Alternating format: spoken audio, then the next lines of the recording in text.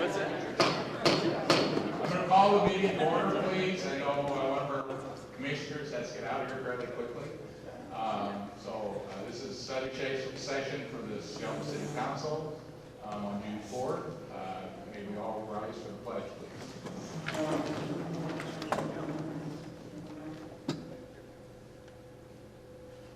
Pledge allegiance to the flag of the United States of America and to the republic for which it stands, one nation under God, indivisible, with liberty and justice for all. Thank you very much. Right now I'm just going to say thank you for our representatives tonight, Representative Dan Griffey, Representative Drew MacEwan, and State Senator Tim Sheldon. Thank you for attending. And I will turn it over to our City Manager, Jeff Knight, for the legislative update. Thank you very much, Mr. Mayor, members of council, and our legislative delegation. We appreciate you very much coming tonight. We did want to thank you for several of the things that you were able to attend, or able to obtain for the district. It wouldn't be possible to do a lot of these projects without your help, so we really appreciate it. A couple of things I wanted to mention. The $283,000 listed for paving the parking lot. I know one of our council members is very happy about that one. In the $650,000 for the traffic circular project up the north Watson and Shelton Springs Road, something that's going to help our community vitality, which is a goal of our council, as well as economic development in the future. We appreciate that. And I also want to mention the $3.5 million that was allocated to the YMCA project. Happy to report tonight that we have our submittal. We got the submittal today, the formal submittal. We're going to get working on that and hopefully get that approved very quickly so that that project's able to break ground this year. That's all I have. A couple of things. We're going to turn it over to a couple of the other groups here, Chamber of Commerce for Shelton Mason and the North Mason Chamber, as well as the Economic Development Commission. So if any representatives for those groups would like to come up and say a few words.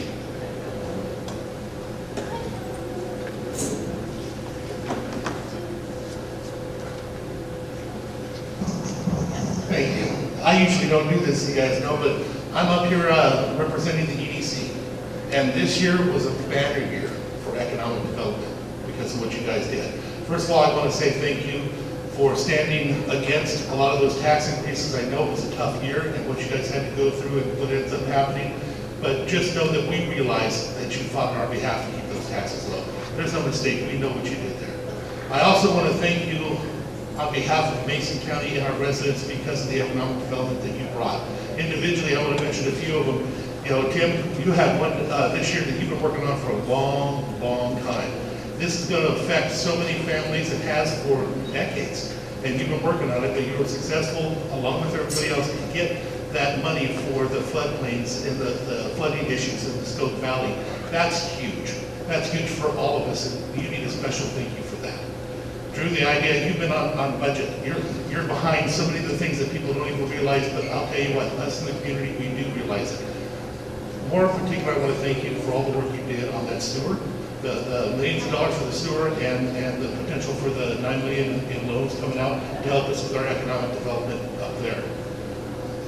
Dan, you know, that Sergeant Oyster House is really important to our community, and I know that you spearheaded that. Sergeant Oyster House was one of the last ones that was remaining out on the water where they shucked oysters and they prepared them to be shipped out. The Sargent family is historic for us because that's where a lot of our aquaculture started. They are the ones that created the process that allows you to ship them off and ship them to far overseas and stuff. That started here in Mason County.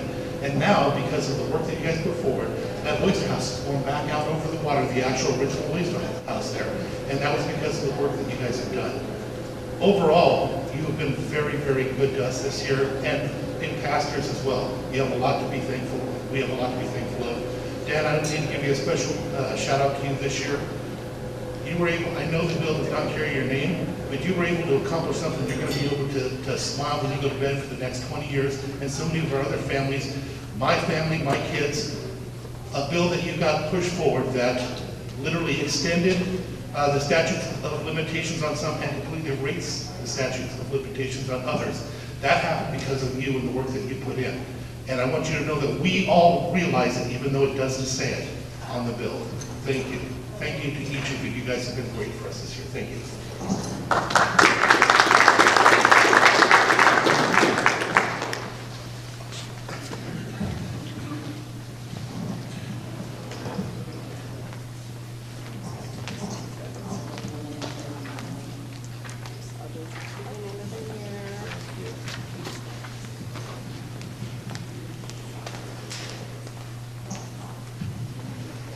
So on behalf of the Shelton Mason County Chamber of Commerce, we're so happy to have you guys back after a brutal session.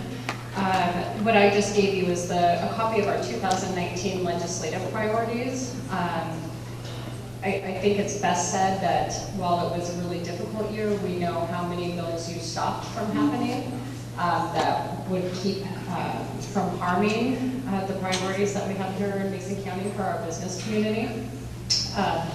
One of the places where you shone this year was in the funding priorities that we've set in front of you in January.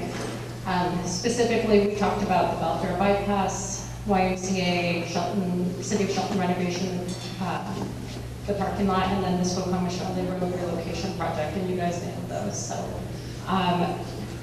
we do know that it was a really difficult year. I would like to give you guys each the opportunity to kind of look at these priorities and say what you stopped from happening and what you were able to push through. So if I can just hand the mic over to you and hear from each of you.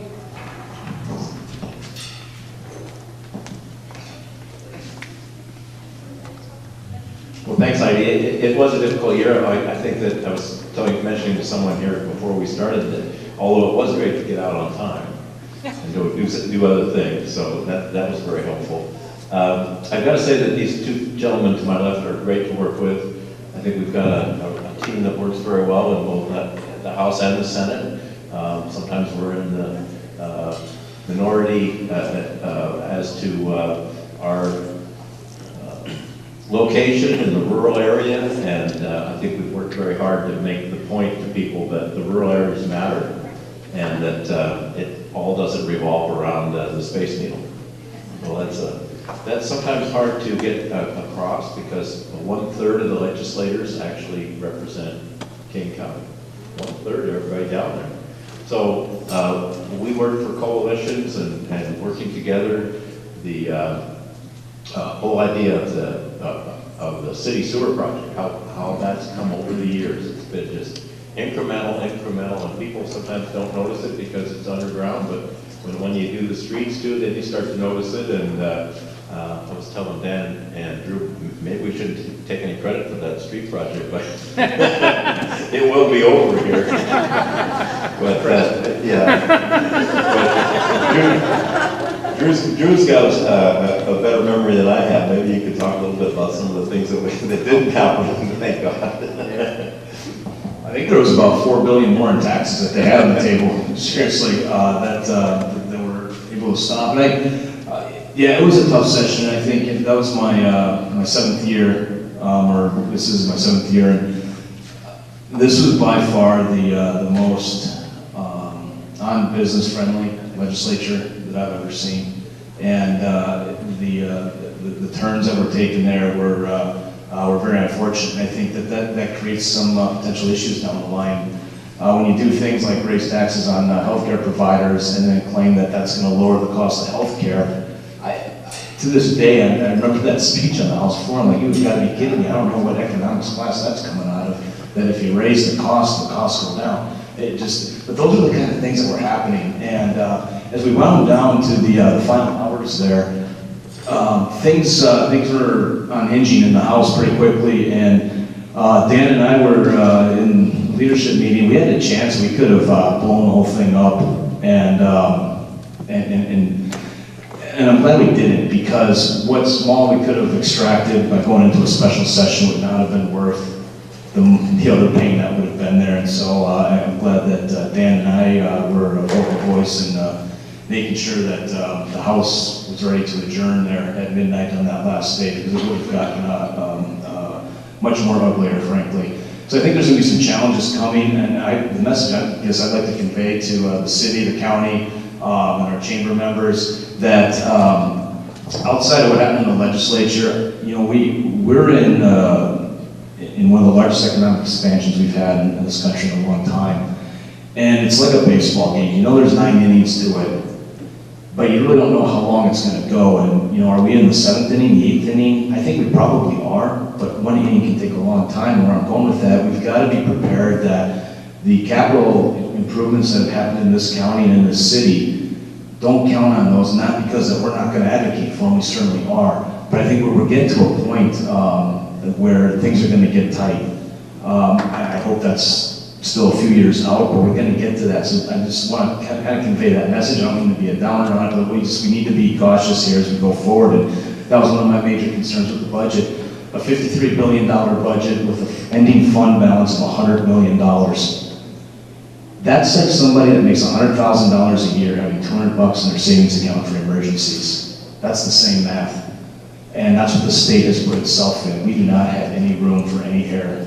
And that's most unfortunate. But you know, we have worked well together, as Senator Sheldon said, in getting capital projects and transportation projects in this district. And your advocacy has certainly been a big help. I want to give a shout out to Troy. You've made a great choice there. He's well respected on both sides of the aisle, and his ability to navigate budget writers and know them personally helped a long way in getting these things done. So I just want to give you kudos for your selection and having somebody advocate for you there. So, but it was a pleasure to serve you. We're going to continue to work hard. It's you know, next year, 60 days, and you always think that that's going to be easier.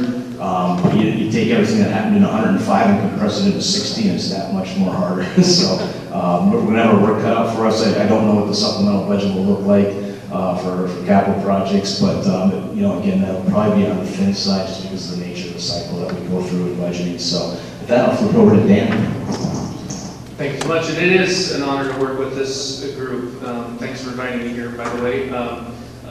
We work really well together. I think we would not get the things that we get for this community and the 35th district as a whole if we didn't work so closely together. And we really, really try to reach out to all of the local leaders and make sure that we are representing your issues and understanding the issues on the ground. To answer your question, Heidi, the things that we didn't do very well on the list, and I say we collectively, and I tried really hard in local government, unfunded mandates, we got an F on that. We probably made 20 or 30 more unfunded mandates in the state of Washington. Some of the good things that we did, and I'm Not that we voted for. we didn't vote for any. Thank you. Sorry about that. Some of the good things that we did is we stopped the capital gains tax, and I think that is for the economic vitality of Washington State. That's very, very important. I have every expectation that it's going to come back next year, and I believe that it might pass next year. We have a kind of paradigm shift in that we're going to elect a new speaker, and we had the longest sitting speaker in, I think, the United States history, and everything's in flux now. The speaker is a very, very powerful position in Washington State, and the new speaker is going to have an ability to turn everything up on its head. I was really proud of some work we did in public safety, and that we got some grant programs set up so our local law enforcement could get some resources to have social workers ride with them, so we can start getting on top of this homelessness and drug issue. Homelessness is, as everyone in the city government knows, is not just lack of homes, where we do have a lack of affordable housing. It's really a mental health issue. It's a drug addiction issue. It's a co-occurring issue. And we did some strong work there. Some other work I was very proud of, on top of ending the statute of limitations on felony sex crimes for those 15 years of age and under, is we fixed the police use of deadly force issue. And a lot of people, they voted for something they thought was going to help law enforcement, they thought were going to help the community. But the language in there would have forced a law enforcement officer to render aid to the perpetrator before they rendered aid to other people that were associated or that could have been shot by the perpetrator. And that fix we did right at the beginning session because it was so important to do.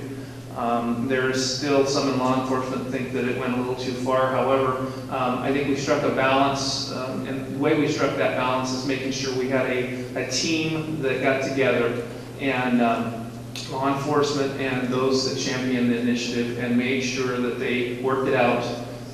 We got an agreement and we got it passed. But Randy, thank you for mentioning the statute of limitations bill. My wife and I and sexual assault survivors have worked on that bill for 5 years. I can't believe it took that long to get it done.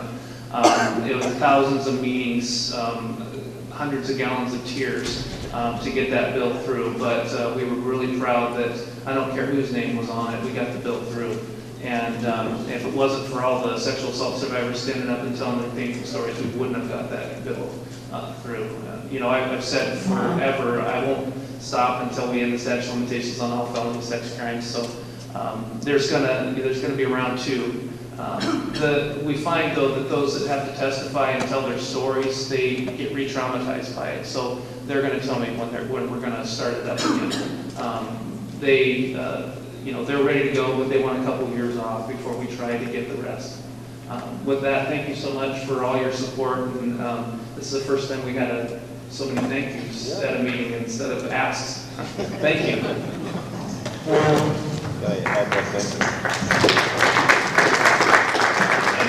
I just wanted to add too, thank you for coming to Olympia. You know, you're advocates, the best advocate for your community, or the people that come down and talk to the other legislators. Troy does a great job, but he needs those people that really tell their story. And I computed the longevity of the 49 Senate members. And I gave every new person 1 year, even though they haven't completed a year yet. And the average came out less than 4 years. So it's a very new group, very new. So you can make an impression on the other senators when you come and testify, and you do a great job of representing your community. So thank you very much for being such great advocates for all of us. Thank you.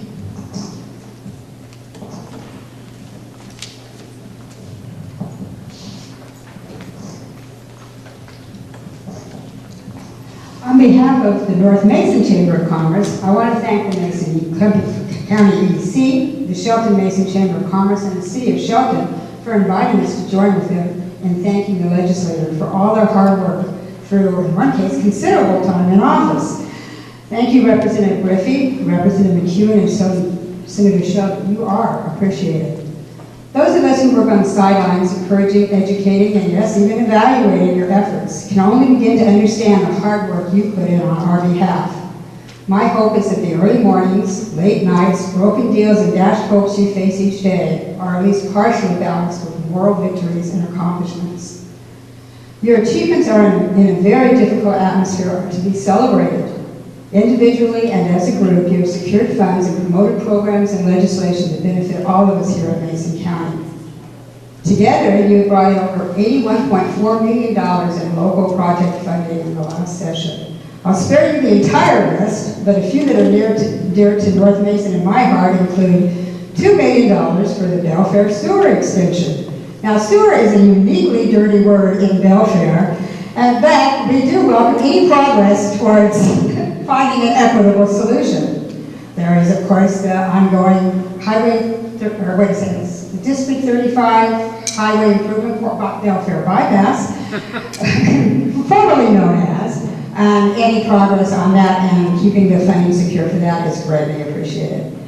I also appreciate the $3.5 million for the Shelton YMCA. Yes, it's in Shelton in North Mason, but it's a heck of a lot better than going to the harbor to swim. And $600,000 for Holly Ridge. Having worked briefly in the disabilities field, I applaud their efforts to bring a better quality of life to this vulnerable group. Other worthy efforts you have participated in include addressing the housing issue through lax ordinances for tiny houses, one of my favorite things. Expanding rural broadband so that people up and down Highway 3 can actually get internet. Repealing the expiration date for fire service mobilizations and expanding that mobilization to include all hazards, fire-related or not. Finally, I want to add a personal, though public thank you to Representative Griffey for his 5 years of persistent work towards eliminating the statute of limitations on violent sex crimes. Senate Bill 5649 is not all the relief you and the survivors wanted, but it is a huge step in the right direction. As a rape survivor who has dealt with a lifetime of disassociation and distrust, I want to tell you how huge this is. Like many rape survivors, I was victimized by my attacker and again by the justice system. It is my hope that due to this legislation, it will never again happen in Washington State. Thank you, and thank you all.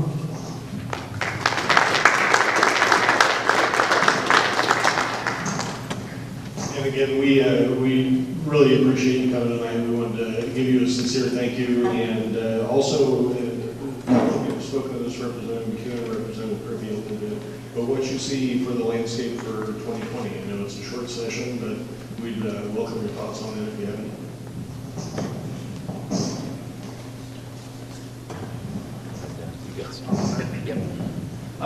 So something that the country is experiencing collectively is toxic division. And what we're going to see, and we're seeing way more of, and this year was, I think, a preview, is toxic division. I think the three of us worked very well to help put out fires. I think I put out, I helped end more arguments between two Democrats than I did with any of the Republican colleagues that I have, and I'm the Republican whip, so it means that I think we were a little better behaved this year. There is a tearing apart or a serious division within the Democrat Party about how left you can go. And if you don't go left enough, you get ostracized. One senator had, just as a preview for this toxic division that I'm talking about, is one senator made the audacious proposal, and I supported it, that we would give a little money to our charter schools out of the state funds, help them out. He was censored by the state Democrat Party just for making the suggestion, trying to propose an amendment to the budget. It was the choice that the voters of Washington State supported. They said that they wanted more school choice. They wanted to build some schools from the ground up. And just by sponsoring a bill, they were censored. 3 members of the Democrat caucus joined with the Republicans to end a terrible bill, try to end a terrible bill or amend it out, that would make rental housing terribly hard to get into, making evictions take up to 90 days. Those of you that are on the razor's edge, owning your property or your homes, and you're really trying hard to make your payment on the rental property, 90 days is a big deal. When you're not getting payments for 90 days, you're probably going to go into foreclosure yourself. And they joined with us because they understood that it was actually not going to do anything to help our affordable housing shortage. It was going to force more people out of the rental home business. More homes will be sold instead of out there for rental use for those with low income, that are in low income posture. And they were censored. They were absolutely ridiculed by left groups to the point in time they actually started coming over and hanging out with us for a while because they felt like they didn't have any friends. It's too bad to say, but the bright spot is all of us can encourage everyone to discuss politics openly and expect that you're heard, and then expect to hear someone else. The founders of this great country wanted this to be an experiment, this great republic. That experiment, it's not much of an experiment when you bring up an idea and you're automatically labeled a racist or automatically labeled a chauvinist or whatever just because you have an idea. We cannot continue to condone that. I try every day, and what I do is to promote an open, honest, and friendly dialogue and expect that people will do the same thing with me. But I think toxic division, is what's ahead of us. Well, by design, the 60-day short session is designed to make midstream adjustments. It's not The intent is not for it to be a major policy overhaul, although that is often tried, and certainly not a time to make major changes in the budget. So with that said, as long as the economy remains where we're at, and I would even say we don't have to continue to have necessarily a full upward trajectory on our growth, but as long as it doesn't flatten out and be a downturn, there's no reason why we can't do a supplemental budget, which we're not even required to do, by the way. We have to pass the one we just did, but we do, what the supplemental budget does, it makes those midstream adjustments based on revenue forecasts, caseload forecasts, and with the strength of the economy, we're seeing those caseloads come down. Our social program needs, the demand for them has decreased, so as the economy remains strong. So as long as those two things stay, at least relatively on the path that they're on, we should be in and out of there next year. But as Dan said, there's going to be a new speaker that is going to test the resolve of the House and our colleagues on the other side of the aisle, because it's going to be a different feel for them. And Speaker Chop, I have a lot of respect for. We're on opposite sides of the aisle. He's recruited people against me. He's campaigned against me, but I have a lot of respect for him. And his last day there, I had a nice conversation with him. And the thing that I've always admired about him is that his respect for the chamber. And when an election ended, everything was about what the job was ahead of us. And I hope that carries over to the next speaker, whoever that is, because that is vital to maintain that decorum within the House. So it's going to be interesting. There's 3 or 4 people that are running, and each of them are a little bit different in what they would bring to the table. So it'll be interesting to see how they hold their allegiances together through that process. So again, I look at next year just making sure that we make any adjustments we need to make budget-wise, and not make major policy changes that require an overhaul of the budget. I think that's the key thing, because if we do that every year, we make it that much more complicated. And I point to states like Texas. If they were a country alone, they'd be something like the 4th or 5th largest GDP in the world. Their legislature meets once every 2 years. States like California, they meet all the time. One of those is growing, the other one isn't. So let's not keep us there any longer than we need to. We can get this job done and move forward. And I would, again, doing the supplemental capital budget to speak to that end, let's look at projects that are small, that can have a significant impact, especially in some of the nonprofit sectors. A $20,000 roof replacement, commercial kitchen, things like that, have tremendous impacts on the people that they serve. And I think those are some of the things we should probably be looking at going into next year. So, thank you. Well, the second year of the 2-year cycle is always interesting, because all the bills that were introduced in 2019 will be alive next year in 2020. They don't have to be reintroduced. And so that'll be interesting. One bill that we worked on very hard, and Patty knows, down out in the North Mason area in the Tahuya Forest and a DNR property to establish some designated shooting areas, just for one reason, just for safety and for convenience and a lot of other things. So Herb Gerhardt, Mel Armstrong, and others came down and testified, did a fantastic job, and I'd like to work on that bill again. I think we've got some people that are listening. Not like Dan's bill, they didn't listen for 5 years, but hopefully we beat that record and start listening sooner.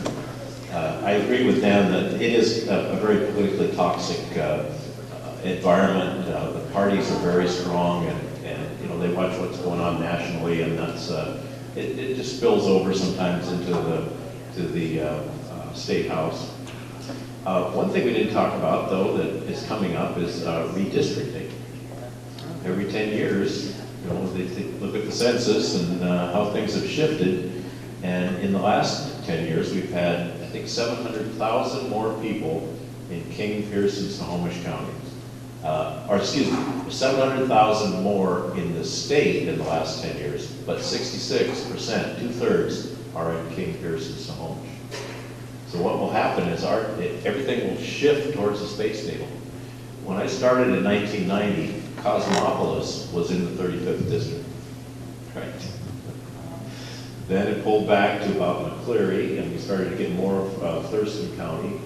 And, you know, Mason County is all, for, I can never remember, Mason County has been the heart of the 35th district, but we'll see how that changes. And these guys will running next year, will run in the same district, but in the next election, it'll be a new district. And that may change things.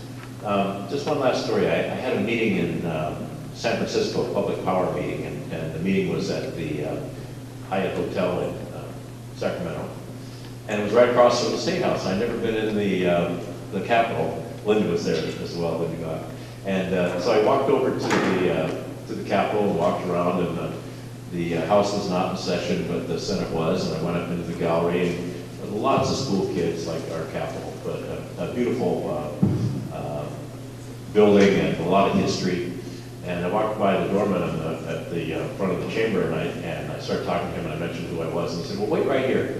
And he went inside, and another fellow came out, and he said, would you like to come in the chamber? I said, oh man, I was wearing a pair of jeans and a golf shirt and a sport jacket on. So I went in and stood in the back, and another fellow waited for a minute, and another fellow came up and handed me his card. He was the majority leader of the state senate, and they were so accommodating and nice. I was just floored. So they did another bill, and then the president pro tem said, we have a visitor from the state of Washington, and Senator Sheldon's here, and then it was very nice. So they adjourned, and then a tall gentleman came up and said he'd been there 30 years. He was the senior sergeant of arms. And he said, would you like to look around? Oh, that'd be great. So he took me all the way back to the caucus rooms and met people and told me some of the things that are going on with term limits in California, which are very interesting. So all the members are limited to 12 years in the House and the Senate, not combined. So many members, if they're elected to the House, as they gain seniority, they don't want to go to the Senate because they lose all that seniority that they've gained in the House. So it was very nice, and I was just absolutely floored by the welcome, impromptu welcome that I got from the legislators in California. So we always talk about California, how we're going to become California, but just on a personal level, there were just a whole bunch of nice people. So thanks very much. Thank you very much for everybody coming. I think if we can give our delegation a round of applause.